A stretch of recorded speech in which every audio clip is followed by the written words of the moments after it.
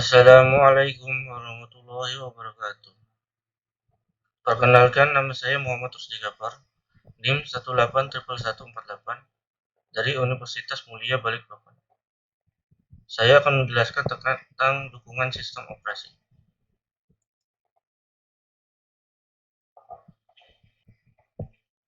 Penjelasannya akan terbagi atas 6 outline. Yang pertama, tujuan dan fungsi dukungan sistem operasi, layanan sistem operasi sebagai manajemen sumber daya, tipe-tipe sistem operasi, sejarah sistem operasi, dan macam-macam sistem operasi. Tujuan dukungan sistem operasi dari 3 sudut pandang. Dari sudut pandang pengguna, sistem operasi merupakan alat yang bertujuan untuk mempermudah penggunaan komputer. Dari sudut pandang sistem komputer, sistem operasi dapat dianggap sebagai alat yang bertujuan menempatkan sumber daya secara efisien atau disebut resource allocator. Dari sudut pandang tujuan sistem operasi itu sendiri, sistem operasi dapat dipandang sebagai alat yang membuat komputer lebih nyaman digunakan atau convenient untuk menjalankan program aplikasi dan menyelesaikan masalah pengguna. Fungsi dukungan sistem operasi ada 8. Yang pertama, resource manager, yaitu mengalokasikan sumber daya. Maksud sumber daya di sini adalah hardware seperti memori, CPU, dan perangkat lainnya. Yang kedua, koordinator, menyediakan fasilitas sehingga aktivitas yang kompleks dapat diatur untuk dapat dikerjakan dalam urutan yang telah disusun sebelumnya. Yang ketiga, interface, sebagai perantara antara user dengan hardware untuk menyediakan lingkungan yang bersahabat atau mudah digunakan. Yang keempat, guardian, menyediakan kontrol akses yang melindungi file dan memberi pengawasan pada pembacaan, penulisan, atau eksekusi data dan program. Yang kelima, gatekeeper, mengendalikan siapa saja yang berhak masuk atau login ke dalam sistem dan mengawasi tindakan apa saja yang dapat mereka kerjakan. Yang keenam, optimizer, yaitu menjadwal pemasukan input oleh pengguna, pengaksesan basis data, proses komunikasi, dan pengeluaran output untuk meningkatkan kegunaan. Yang ketujuh, akuntan, mengatur waktu CPU, penggunaan memori, pemanggilan perangkat I/O, disk storage, dan waktu koneksi terminal. Yang kedelapan, server, untuk menyediakan layanan yang sering dibutuhkan pengguna baik secara eksplisit maupun implisit, seperti mekanisme akses file. Lanjut ke layanan sistem operasi, ada 6. Yang pertama, pembuatan program. Sistem operasi menyediakan berbagai fasilitas yang membantu programmer dalam membuat program. Yang kedua, eksekusi program. Sistem harus bisa meload program ke memori dan menjalankan program tersebut. Yang ketiga, operasi input-output. Program yang sedang dijalankan kadang-kadang membutuhkan I/O. Yang keempat, manipulasi sistem berkas. Program harus membaca dan menulis berkas, dan kadang juga harus membuat dan menghapus berkas. Kelima, komunikasi. Kadang-kala proses membutuhkan informasi dari proses yang lain. Yang keenam, deteksi error. Sistem operasi harus selalu waspada terhadap kemungkinan error.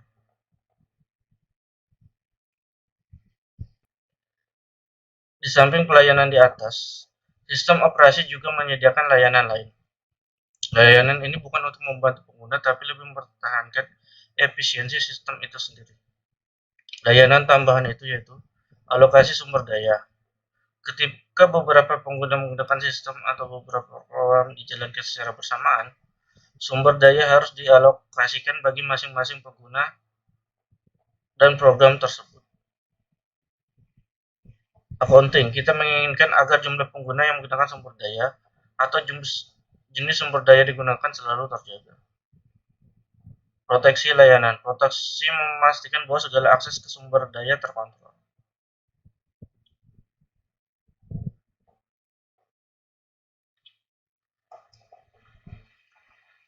Sistem operasi sebagai manajemen sumber daya.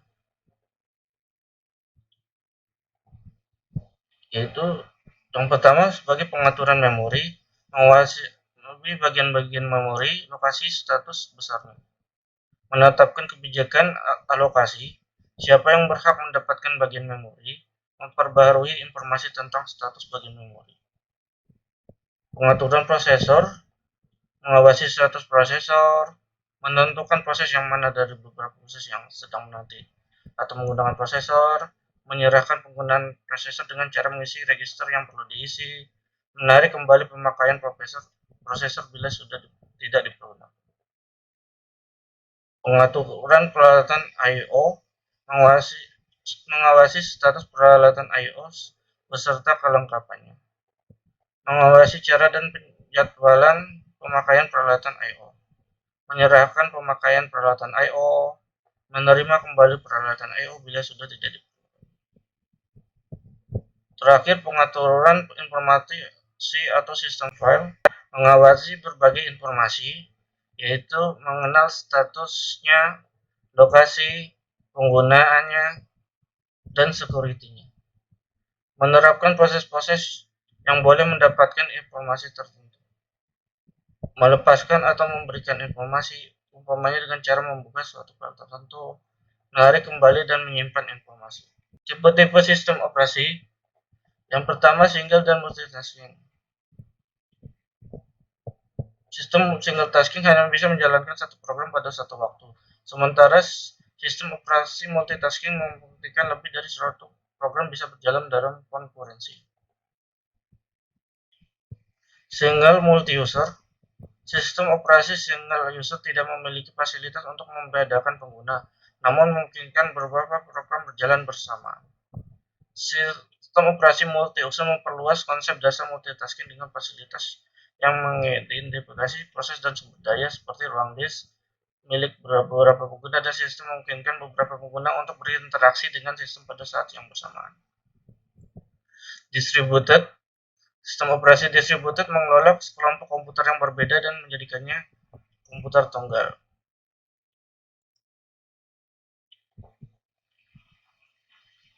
Lanjut, template. Dalam konteks operating system,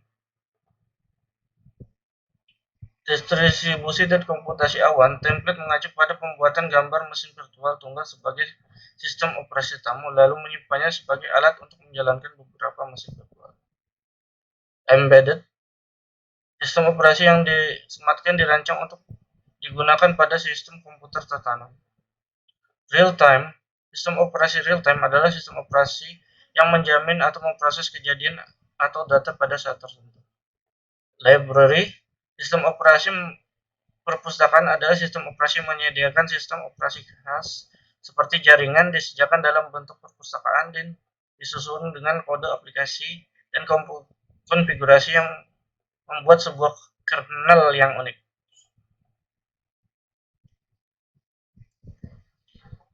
Sejarah sistem operasi. Generasi pertama. Sistem operasi pada generasi pertama adalah awal mula dari perkembangan sistem komputasi elektronik yang digunakan sebagai pengganti dari sistem komputasi mekanik. Lalu lanjut ke generasi kedua. Pada generasi kedua, sistem komputer telah memperkenalkan yang namanya BPS, Batch Processing System, yaitu task yang dikerjakan pada satu rangkaian kemudian akan dieksekusi secara berurutan. Generasi ketiga. Di generasi ketiga, perkembangan sistem operasi sudah berkembang dengan melayani banyak pengguna dalam satu waktu. Lalu di generasi keempat, seperti yang kita ketahui, sistem operasi dimanfaatkan untuk penunjang jaringan komputer, yang mana user dan pengguna menyadari keberadaan komputer yang lain terkoneksi satu sama lain.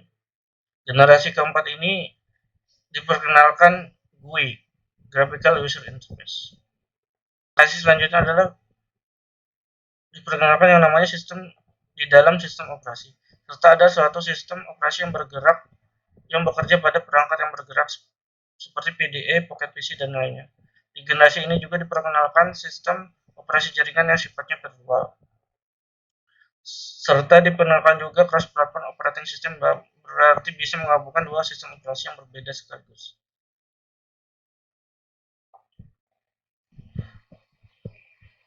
Macam-macam sistem operasi.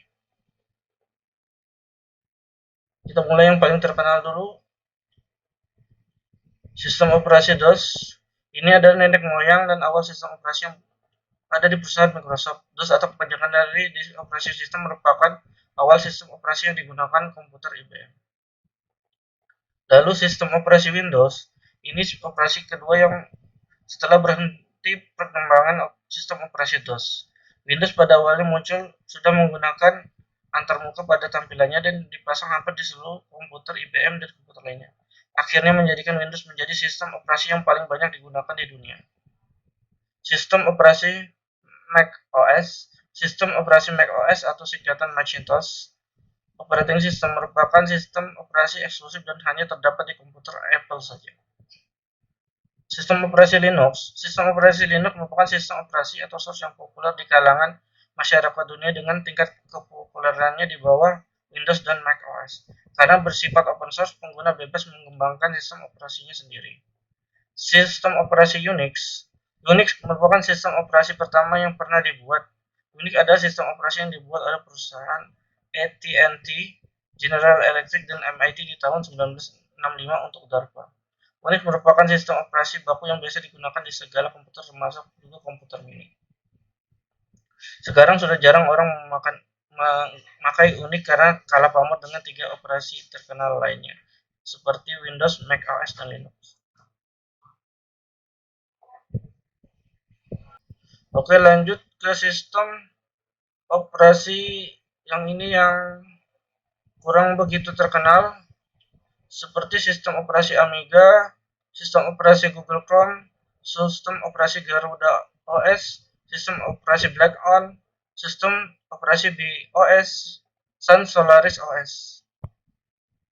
Rata-rata ada yang bersifat open source dan mereka kurang terkenal dan kurang populer. Setelah kita membahas tentang sistem operasi komputer, saat kita beralih membahas tentang macam sistem operasi smartphone, yaitu sistem operasi Windows Phone. OS ini dibuat perusahaan Microsoft yang mana diperuntukkan untuk operasi smartphone supaya bisa bersaing dengan Android. Yang terakhir yaitu sistem operasi Google Android yang kita pakai sekarang. Ini adalah sistem operasi yang terkenal di dunia milik perusahaan Alphabet. Semua perusahaan vendor smartphone pasti akan menggunakan Android sebagai OS-nya. Sistem operasi ini berbasis Linux dan open source. Kesimpulannya, yang pertama, pembuatan sistem operasi disesuaikan dalam 3 sasaran utama, yaitu kenyamanan, membuat penggunaan komputer menjadi lebih nyaman atau user friendly. Efisien, penggunaan sumber daya sistem komputer secara efisien, serta mampu berevolusi. Sistem operasi harus dibangun sehingga memungkinkan dan memudahkan untuk dikembangkan menjadi lebih baru. Yang kedua, sistem operasi merupakan komponen penting dari setiap sistem komputer. Sistem operasi ada berbagai macam tipe sesuai perkembangan teknologi.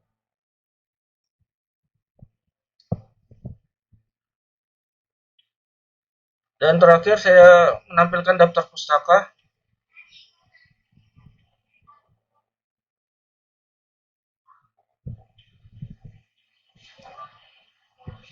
Terima kasih atas perhatiannya. Wassalamualaikum warahmatullahi wabarakatuh.